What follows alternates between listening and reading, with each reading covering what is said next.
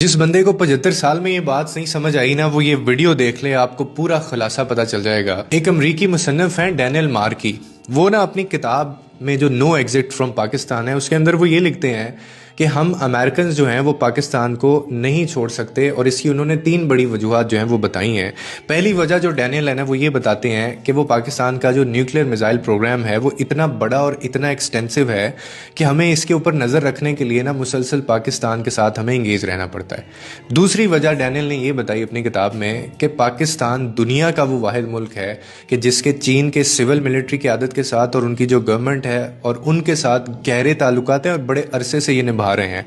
तो चीन के ऊपर भी नज़र रखने के लिए आपको पाकिस्तान के साथ इंगेज रहना ज़रूरी है। तीसरी बड़ी वजह उन्होंने ये बताई कि पाकिस्तान के पास इतनी बड़ी फ़ौज है कि ना सिर्फ वो रीजन को बल्कि पूरी दुनिया को वो डिस्टेबलाइज कर सकती है, और पाक फ़ौज के ऊपर नज़र रखने के लिए भी आपको पाकिस्तान के साथ इंगेज रहना बहुत ज़रूरी है। फिर वो अपनी किताब में ना एक और बात भी लिखते हैं। वो कहते हैं कि हमने 75 साल पहले ना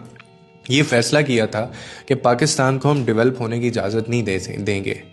और उनको ये इजाज़त नहीं दी जाएगी, और पाकिस्तान को इस्लामी दुनिया को भी लीड करने की इजाज़त नहीं दी जा सकती है। वो कहते हैं इसके लिए हमने कुछ तरीके अपनाए, और वो कहते हैं कि पाकिस्तान फिर भी बना, पाकिस्तान फिर भी स्टेबलाइज हुआ, पाकिस्तान ने फिर भी एटमी वो जो अपना बनाया, और उन्होंने बाकी मुल्कों को भी मुंह तोड़ जवाब दिया। फिर वो कहते हैं कि हम इनको वहाँ बैठ के मैनेज कैसे कर सकें, ये एक बहुत बड़ा सवाल था कि पाकिस्तान को मैनेज कैसे करें या उसको डिस्टेबलाइज कैसे करें।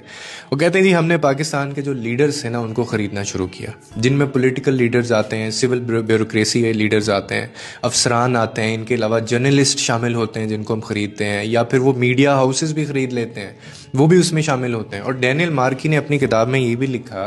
कि पाकिस्तान के लीडर्स जो हैं वो अपने आप को बड़ी थोड़ी कीमत के ऊपर बेच देते हैं।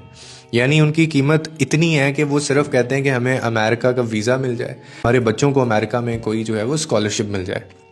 इतने कीमत में वो अपने आप को बेच देते हैं, और वो पाकिस्तान के मुफादात बेचने पर भी तैयार हो जाते हैं। यानी ये थे वो कुछ पॉइंट्स जो डैनियल मार्की अपनी किताब के अंदर जो नो एग्जिट फ्रॉम पाकिस्तान है वो उसमें लिखते हैं। और ये वाकई इतनी सच्ची बात है कि जब आप पूरे 75 साल या उससे ज़्यादा ये तारीख़ देखते हैं तो समझ आता है कि यार वाकई ये वजूहात हैं जिसकी वजह से शायद हमारा मुल्क जो है वो पीछे रह जाता है।